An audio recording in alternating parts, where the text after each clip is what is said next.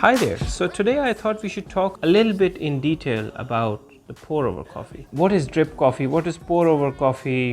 Where does this name actually come from? The definition of pour over coffee is basically when boiling water, when hot water is poured on top of coffee grinds with your hand. That's basically pour over, as the name suggests. Now over here we also need to define the two main methods of brewing. One is called percolation and the other is called immersion method. In percolation, boiling water or hot water runs through your bed of coffee. Pour over coffee and espresso are two methods of brewing which come to mind. Immersion method is when coffee and hot water, or cold water for that matter, are left sitting around with each other in a vessel for a period of time. For example, French press, for example, cold brew, where water and coffee are left to brew for over 12 hours. The pour over technique basically started to really take off when a lady named Melitta created the pour over, or which is commonly known as the Melitta filter. And when she realized that coffee is not really tasting very well, so she created her own filter and her own style of filtration method. I think this happened in 1908. That's when she came up with this idea of brewing coffee, and it really started to take off in the 1930s. And since then, the pour over filter coffee has really gained popularity in the coffee enthusiast culture.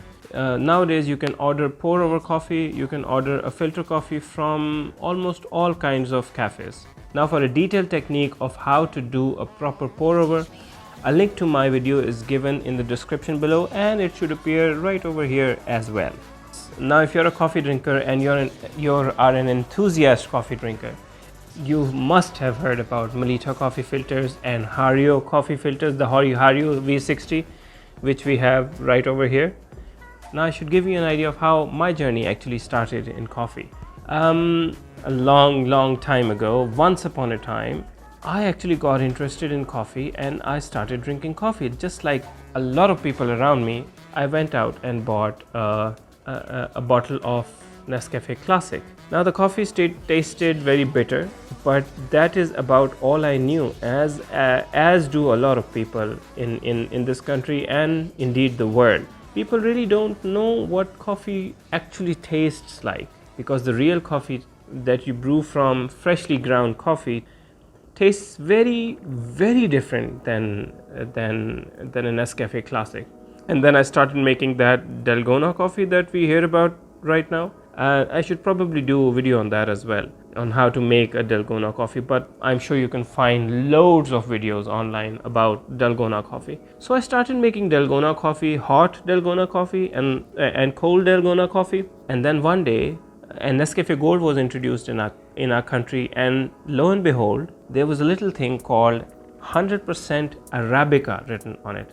And that's where I started thinking that there's probably something more to coffee than this Nescafe Classic. And then after a little while, when you start tasting coffee, your curiosity starts to take over you, and you start to realize that there's got to be more to coffee than this. And you watch in videos, you watch in movies how percolators are available, and you see an item like this and you realize that coffee is made from coffee beans. There's a huge culture behind all of that. And then I started to explore basically. And then I first bought a pack of ground coffee, Lavazza ground coffee.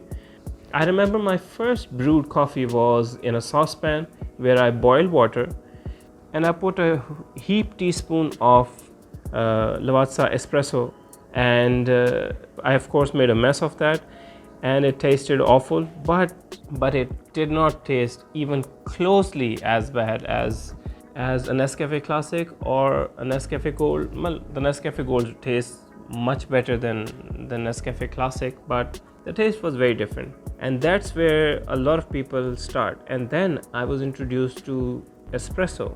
And then I started to realize that an espresso every day is actually a very strong drink. And that's where I was introduced to filter coffee. And filter coffee, I have a feeling that filter coffee actually changes your life about how coffee should be brewed. And once you are hooked to filter coffee, pour over coffee, There is absolutely no turning back, because the subtlety of flavors available through a pour over, whatever kind of pour over that you're using, a V60, a Melitta filter, whatever you're using, the taste is very different from an espresso. And I feel that my journey has been very similar to a lot of people out there. And if you really feel that your journey somewhat resembled mine, give me a comment below.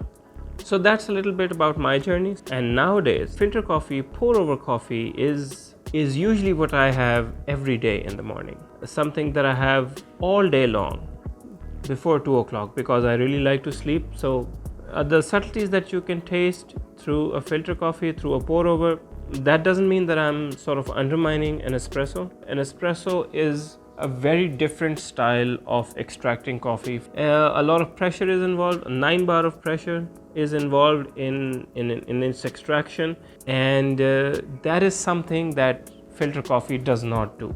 The tastes that you get in an espresso are sort of not present in a filter coffee, and vice versa. So I thought that I've made so many videos on coffee, and perhaps it is time for me to share a little bit about myself, about my journey in coffee. If you like what I said, if you feel that your journey was very similar to mine, leave me a comment down below. I would love to hear from you guys. For now, thank you very much for watching, and I hope you have a great day.